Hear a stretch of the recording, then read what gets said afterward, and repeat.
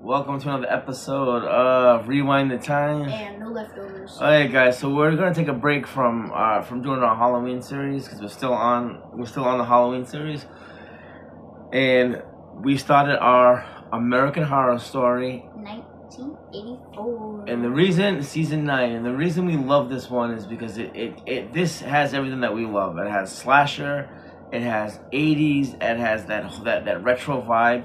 And honestly, this is our favorite. This is our favorite season out of all American Horror Stories. But before we start talking about that, Colson, step on up. This is from Gutter Gobs. This is a Nightmare on Elm Street 2, Freddy's Revenge. Freddy's back. Step up, push up a little bit, Colson. What I love about this shirt is it shows Freddy holding the bus, and the two dogs have like the human faces. Awesome shirt. Gutter Gobs, always doing a good job. Sit down. Gutter Gobs always doing a good job knocking it out of the park. Okay, so the name of this episode is we're gonna go. How we're gonna do this, guys? Because this is our first time ever doing a series. We're gonna go episode. We're gonna do a review on each episode, and then when we're done, I think there's nine episodes. 9 episodes, yeah. Yeah. Yep. When we're done with all 9 episodes, then we're gonna give a review. So how we're gonna rate each episode at the end is we're gonna do a 1 out of 10. We're gonna give our favorite kill, and then that's it. That's all we're gonna do after that. So no Neko. We'll talk about Mr. Jingles at the very end, and there's a reason why. Okay, so episode 1 is called Camp Redwood. And to me, the way I'll live this way. You'll never hear me talk about another episode of the way I talk about this one. I think Camp Redwood is the perfect way it starts off. It starts off. It starts off at Camp Redwood where these 1970. 14 years before. Is it 1970? Yeah, it's 1970 because it's 14 years before it started happening. 14. 14. It's 1984, so 14 years, not 17. 14 years. I didn't say 17. You said 17. I said 14. Are you sure? Oh, okay. Anyways, it's how it starts off is it's showing some camp counselors. They're in a bedroom. They're kind of hiding.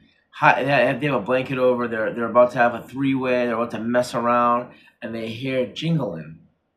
And one girl goes, "Oh, stop worrying. It's not. You're hearing you're hearing the things that these kids make. These wind chimes." And the one girl's like, "No, it's really. I hear something." And out of nowhere, Mr. Jingles walks in. And he stabs it. There's a couple kissing, and he stabs it. It's an awesome kill. Stabs the guy on the back of his head. It goes through his mouth and into her mouth. And then out of her, like where he got stabbed. Yeah, awesome kill. And then the other girl gets stabbed. The other girl gets stabbed right in the eye. And then all of a sudden he cuts off their ears and starts putting them on a necklace to wear around his necklace. Awesome beginning. This is perfect. 10 out of 10 beginning. And then when it goes into the retro song. Dun, it's like the greatest retro song. Because in the video, it shows everything 80s. It shows the DeLorean. The aerobics. Jazzercise. It shows blood. It shows roller skates. Because roller skating was a big thing in the 80s. Jazzercise, the aerobics was a big thing in the 80s. The techno beat was just amazing. This is my favorite beginning of all time. Just absolutely, sorry guys, absolutely amazing. And then after that, it starts off with where we meet our cast. And 5, 6, 7, 8. And what's our cast doing? They're doing aerobics. They're doing jazzercise. Yeah, Xavier, Montana, Chet, Ray, and Brooke. But one comes, one comes. After in the episode, so there's more people coming. Yeah, how it starts off with, I think it's Frank Stallone. I could be wrong. This is the end. Dun, dun, dun. You made your choice and now you're gonna live with it or whatever. Dude, it's an awesome song. It's from the John Travolta movie from back in the 80s. Xavier is leading the class. Montana, Chet. And Ray, what I love about it is how the camera zooms on each one as they're doing an exercise, and then say their name, and then it says their name. Perfect, French kiss, perfect beginning, absolute beginning perfect beginning to a series, absolute perfect. Then after that, it shows It kind of shows Brooke. She's staring at Chet a little bit. She's checking him out, and Chet pulls up his shirt and it's showing his muscles. And then as that scene ends, it goes into a scene where Brooke is taking a shower, and Montana's. No. First of all, this is on FX. It doesn't show anything like that at all. Then all of a sudden, it goes into the shower, and they're taking a shower, and Montana kind of introduces herself. How you doing? My name is Montana Duke, who I'm gonna say right now is my favorite character in the whole series. Montana and Chet are my two favorite. We will talk about that. We will ask my Colson. My favorite is Xavier and Ray. Well, as I said that, you say it. I was gonna ask at the end, Colson. But that's okay. Anyways, yeah, I love Montana. She has a typical '80s. She's a typical '80s wild girl look. She wears the spandex, the outfits that they wore, the jazzercise. Her hair is all pumped up. She's into. She has like a cheetah print. Yeah, she has like a cheetah print. She's your typical '80s.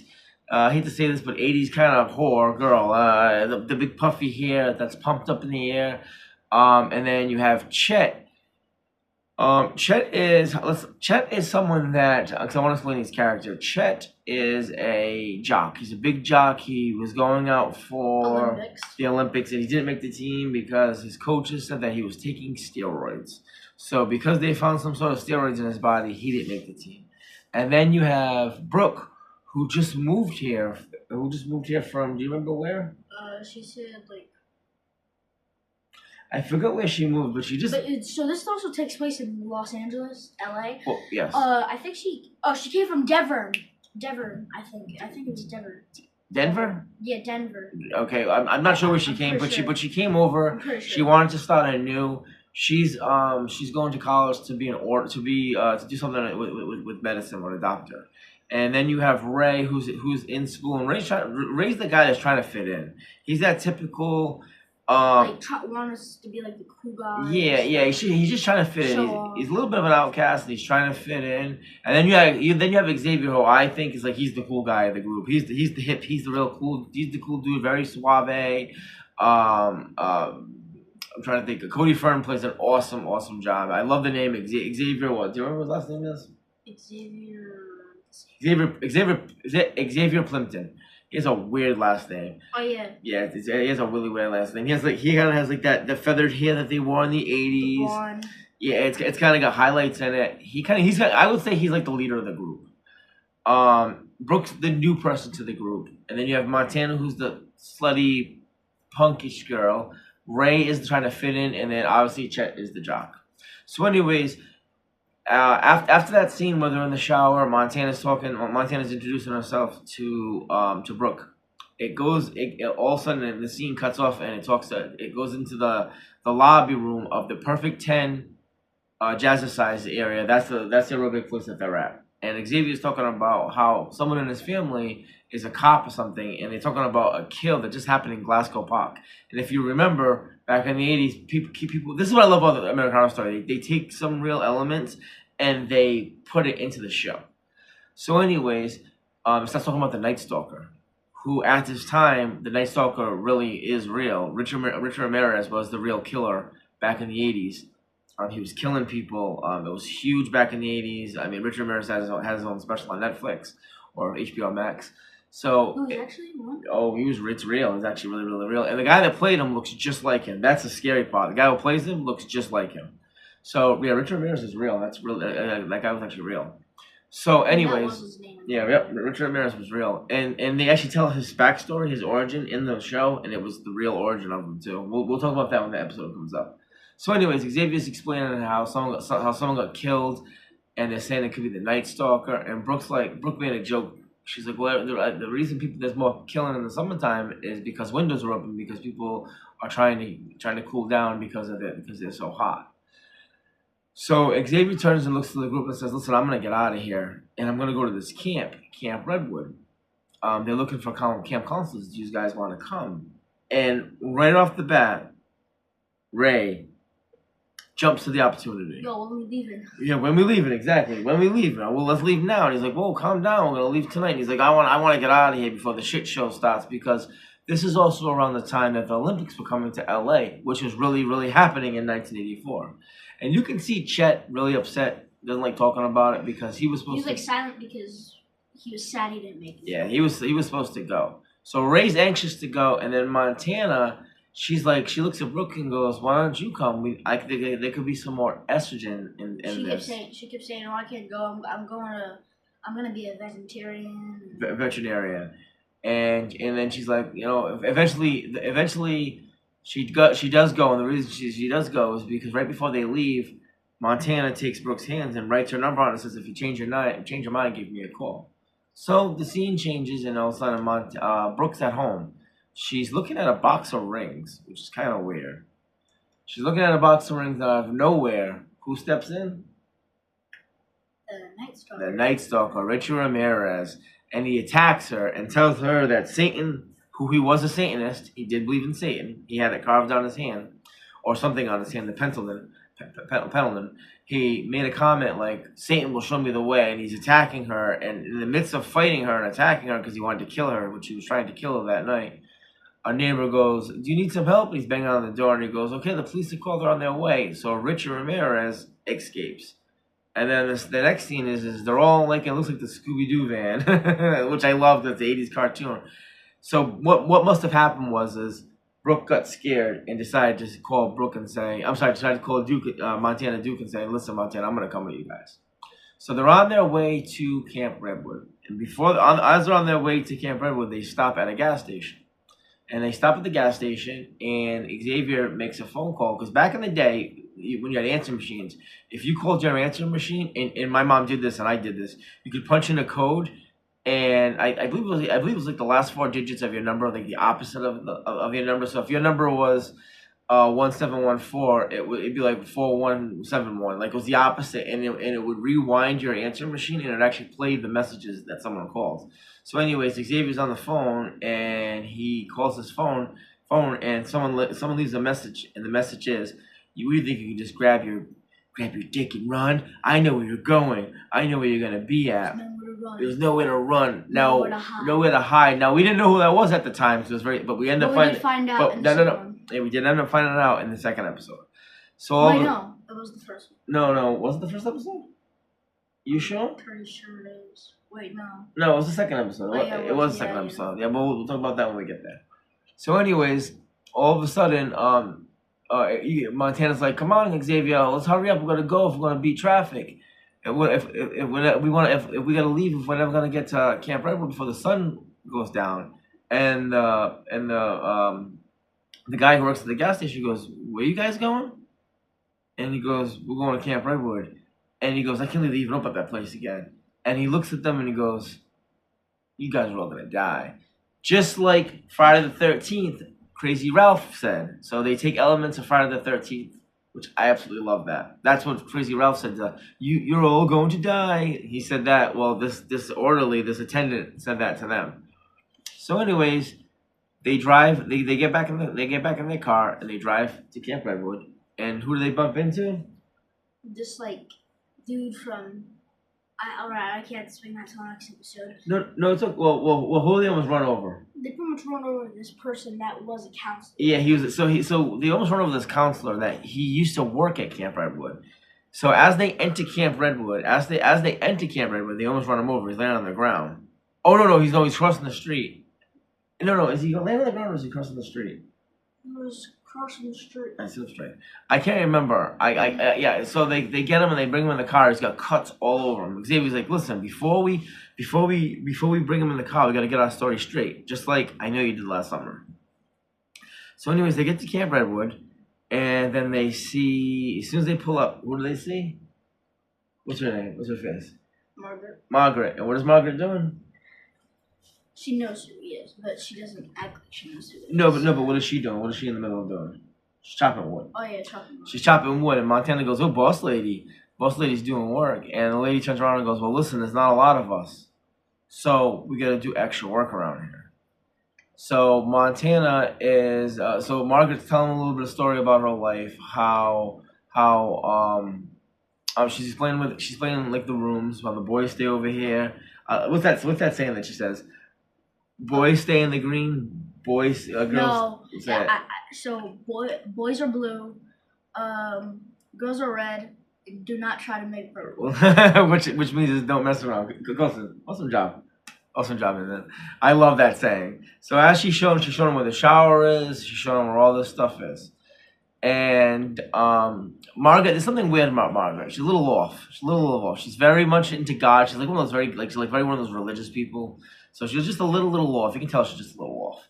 So all of a sudden, the next scene that they have is they are fast forward to nighttime. Yeah, fast forward to nighttime. And they're doing drugs in the cabin, and then someone's like walking up to them, and then pretty much a new character arrives in the show. No, not that. No, it's not that one. No, not that one.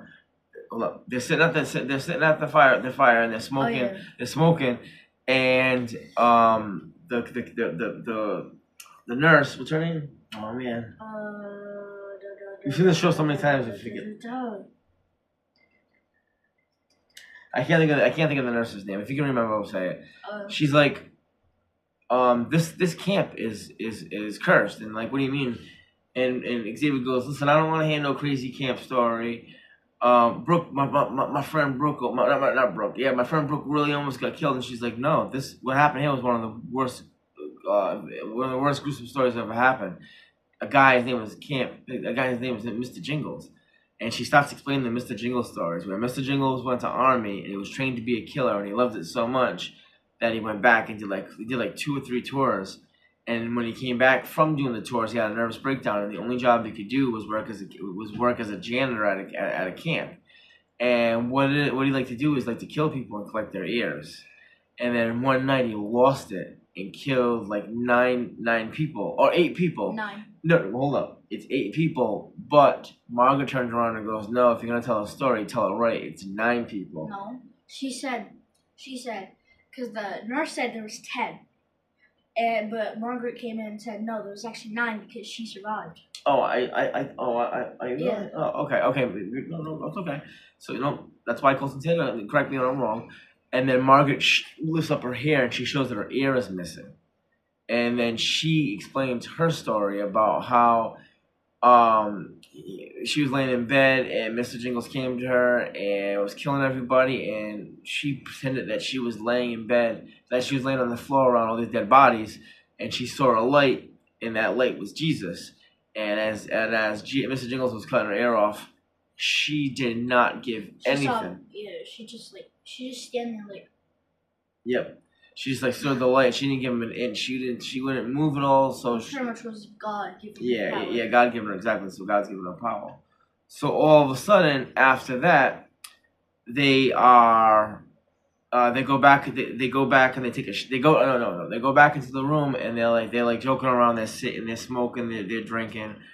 Margaret goes on and does her own thing, and all of a sudden you hear footprints. You hear someone walking. Boom, boom, boom. And who walks in? Trevor. I love Trevor, played by Matthew Morrison, one of the funniest characters. Now, Trevor's character is a pretty big character. The reason I say big character is because he's got a big package. Huh? His pee-pee's big. You don't get the joke, but this is where an adult. Colson doesn't get the joke, but I'm explaining it. Yeah, he's got a big. I'm just gonna say he's got a big package. And him and Montana are kind of flirting and joking. And he's explaining that he used to be in an exercise video, and the reason they had to take him out of it because something about him was he was in a Jane Fonda video who was big back in the 80s. She was a big jazzercise aerobic instructor. And something about Trevor was taking the attention away, so they had to refilm it with him not in it. But there was bootleg copies, because that's how you used to watch movies back in the 80s, bootleg copies, which is fucking awesome. And Montana must have got a copy of a bootleg copy version, and they're kind of just flirting. There's a lot of sexual tension there. They're flirting, and all of a sudden, she goes and she jumps into the lake, naked. They don't show nothing. She's just already in the water. She's floating from the head up. And Trevor goes, yeah, it's kind of getting hot in there. And he takes off his shirt, and then he takes off his pants, but they don't show nothing because they show the back of. It's the back of Montana's head looking, so it's all blocked out. And he jumps in the water, and they're flirting back and forth. And out of nowhere, you hear lightning and thunderstorm because there's a big storm coming.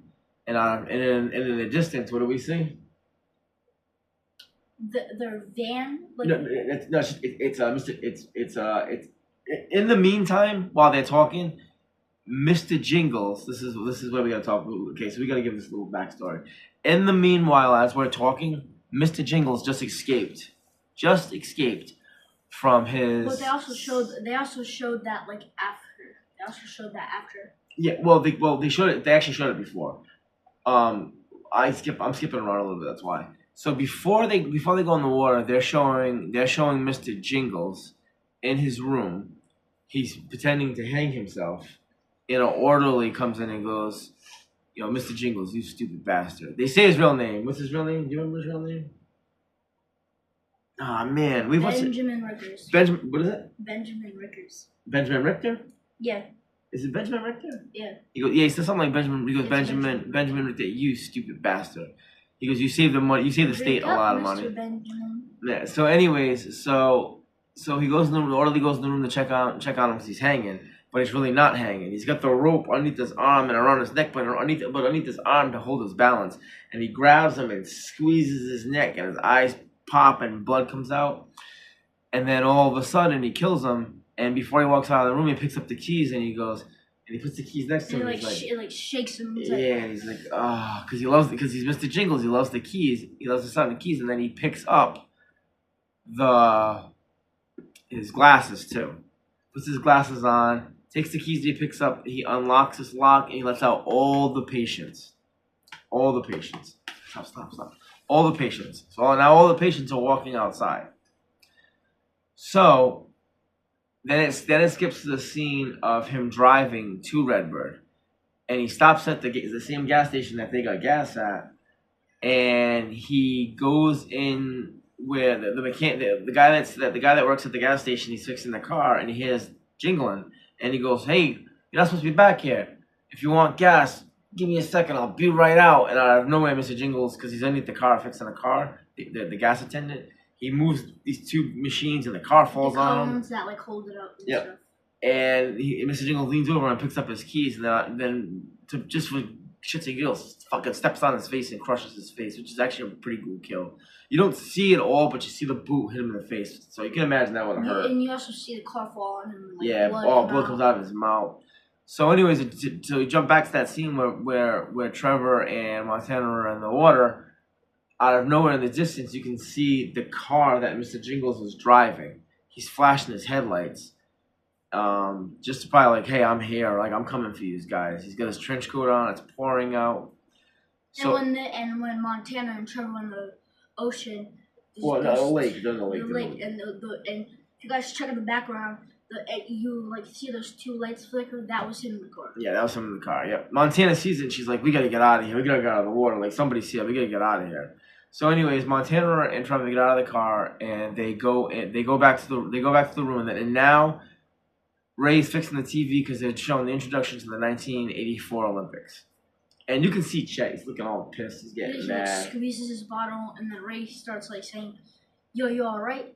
Sadly that you missed the Olympics," and then like throws the can at his hand and like gets a cut on his hand. And because he like squeezes the can, it has like jagged edges. He throws it at Ray and it slices Ray's hand. And Brooke. And he's like, he goes, "Fucking stop it, you in that roid rage," because he's taking steroids. So Chet looks at the nurse and goes, "Can you help me?" She's like, "No, I'm off the clock." The bandages are in the nearly where Ray was. Yeah. So everybody wants to like went to the bathroom and wash off like the cut because he got. Well, he goes with Brooke. I know, but Brooke followed him. Yeah. Oh. And then like he's washing off his hands. She gets the bandages, like wraps him up. Well, and then.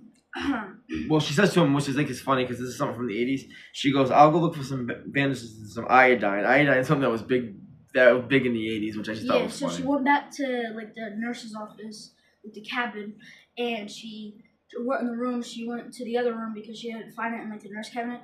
The door closes, and like the dead body the guy that got hit by the car earlier. Yeah, it's the camp counselor hanging on the door. Yeah, She hears Mr. Jingles, so she starts running towards the cabin, and then so she goes to the back to their cabin.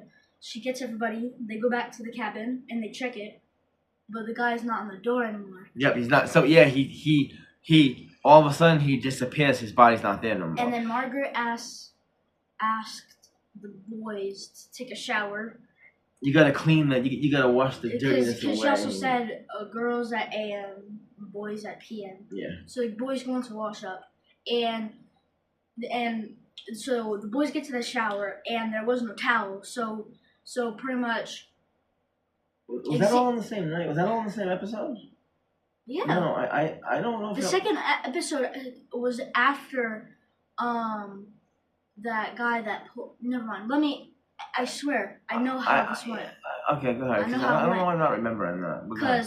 Because they went to the showers, and in Xavier, they didn't have towels, so Xavier went back to get his beach towel. Oh, you're right. And then, like his dad, Blake, the guy that was talking on the phone, on the telephone, with the there's nowhere to run, nowhere to hide. Yeah. And he pulls him in. Yeah. So he pulls him in the car, and he goes, what the heck, Daddy? And he goes, first and he goes, nobody called. He goes, what the hell, Blake? And he goes, nobody calls me that. And he goes, okay, Daddy. And he's like, and they're talking back and forth, and having a conversation. And he's like threatening him. He's like, listen, you're gonna make me because Xavier made a gay porn, and he's like, listen, you're gonna make another porn. If you don't make another porn, I'm gonna show this the video camera to all your friends. I'm gonna send one to your mom. And he's like, listen. He's crying. He's like, I'm not gay. He goes, cat. He goes, gay for pay, baby. And he's like, listen. He's like, no. He's like, listen, I can get someone else that can do movies better. And he's like, who? He's like, the next John Holmes. John Holmes was a big porn star back in the 80s. Yeah, so he pretty much took Blake to the men's shower. Where there's a hole in the wall, and he shows him Trevor. And then Xavier, seeing how Blake wasn't looking, he ran away. Mr. Jingles, he took the spike and stabbed him. Listen. You guys saying it too fast. While he's staring at Trevor in the bathroom So Xavier took because the boys are in the shower taking a shower. They're in the shower room. Xavier takes Blake to where the room is and shows there's a peephole there, this is all 80s stuff. It's just awesome. There's a peephole, and he shows it to the people, and Blake's amazed by the size of Trevor's package, and he's like, oh my god. He's like, this guy's a god. And Xavier sees that he is looking through the peephole, and he decides to take off. And as he takes off, Mr. Jingles comes up behind him so you can hear the keys, and takes his knife and just rams it through his head, and it comes out through his head, and parts of his eye comes out through the hole. It's disgusting, absolutely disgusting. So pretty much the boys went back to the cabin, when they were leaving, they got dressed, and when they were leaving, they noticed it, and then Brooke and Montana were at the cabin. Wait, no. Yeah, they were at the cabin. Yes, because they were going to sleep. And but how this one ends? Yeah, I think you're mixing a little bit in. I'm not sure because I don't remember that. The second episode starts with. It starts with the. No, because the end of the first episode shows the Night Stalker. Yeah. And, he's standing there. Yeah. And then the second one. It starts off with.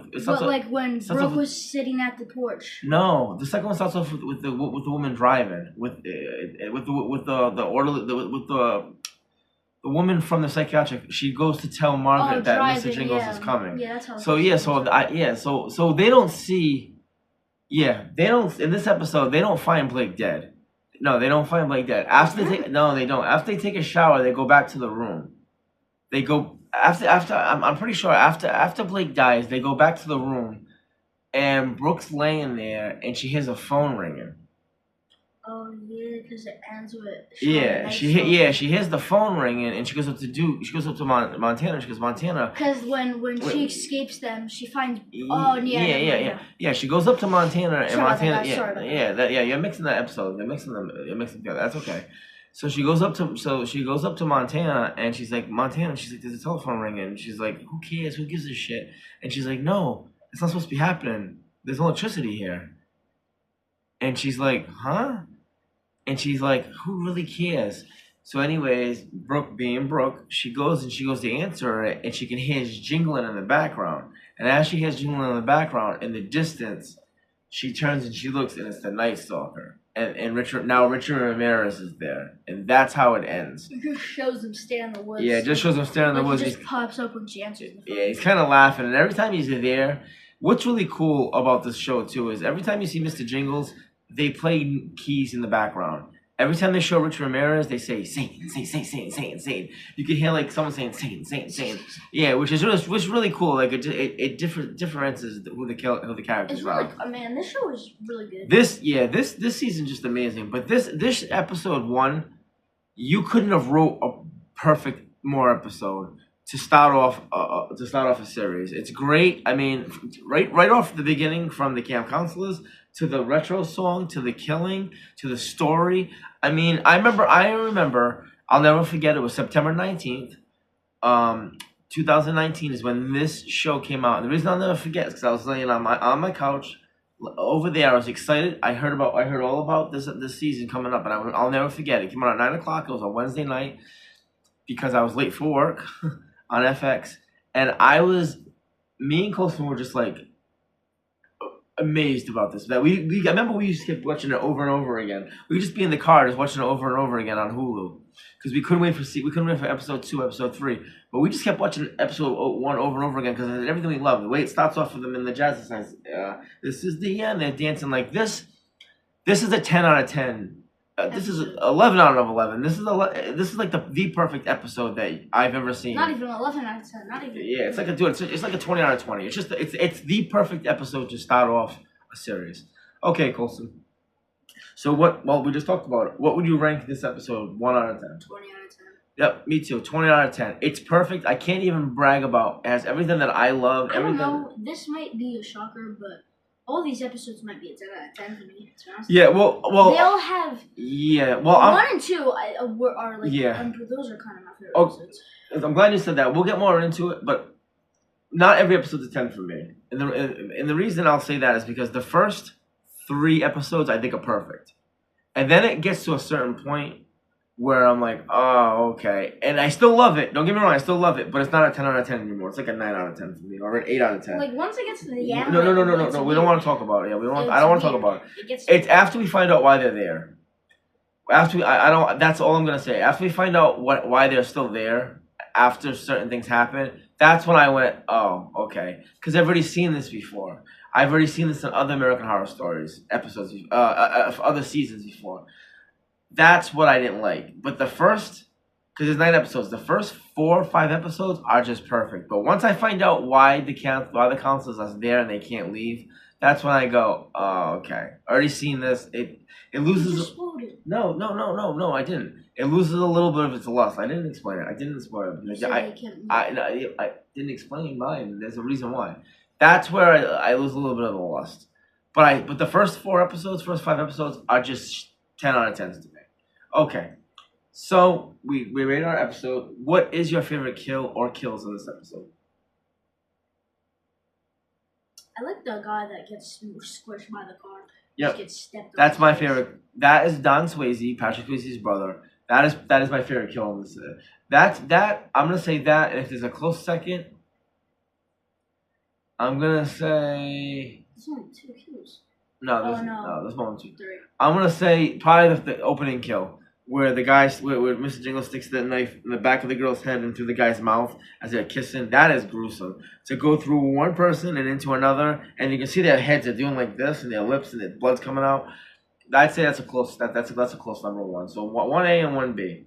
Okay, we're not gonna rate if this was a NECA figure. We'll talk about that at the end that's like a series. This is a series. At the very end we'll talk about that because I have something very special I'm going to show. Colson's already seen it, but then I'm going to show you guys on camera that I have about American Horror Story, which is pretty cool. But okay, guys, so I think that's a very good. There's 2 things actually. Yeah, well, I got a couple of things I'm going to show them. So, because this is my favorite episode, I have a lot of memorabilia from this season, so I'm going to show it in a video. So, very excited about the start of this one. American Horror Story, 1984, Season 9, Episode 1. Season 9? No, that's what it was. It was Season 9, yeah. Season 9, Episode 1. Season 9, Episode 1, Camp Redwood. Gets a 20 out of 10. Yep, so, alright, guys, we're gonna take a little bit of break. We're gonna come back later on. Me and Dad also set the tree up. Yeah. And we have this little Yep, I'll show it later on. But me and Cole's gonna take a little break stuff. I'm gonna watch the football game. We're gonna talk, then we're gonna do, because we watched it last night. Episode 2. Is coming later on. Yep, Episode 2, what's it called? Mr. Jingles. Yep. So, hey, guys, listen, enjoy the rest of you guys. Remember, God first and family. make sure you like and subscribe. And after we watch the football game, we're also going to like Spirit Christmas. Yeah, we're gonna stop there later on. So, all right, guys. And we are live and streaming today. At some point, we're gonna try to do it at some point if we have time. All right, guys. We have to live stream because we keep saying we just don't know when. It's hard. Colson's not here very long, and we're trying to cram so much stuff into 2 days, and it is hard. We do want to live stream. We do want to live stream. It's just hard. It's hard because Colson gets here on a Friday and leaves on Monday, and it's not like he's leaving on Monday in the afternoon, guys. He leaves Monday at 8 in the morning to go to school. It's hard. When Colson lives here one day, that's gonna be so much better because he'll be living here every day, and the summertime he's also here 1 week at a time. So we have so much. That's why you see more videos in the summertime, guys. Next year, guys. Well, that's what will be happening. Yeah. All right, guys. Remember, guys. Take care. God first and family. Make sure you like and subscribe. And take care, guys. Peace, guys.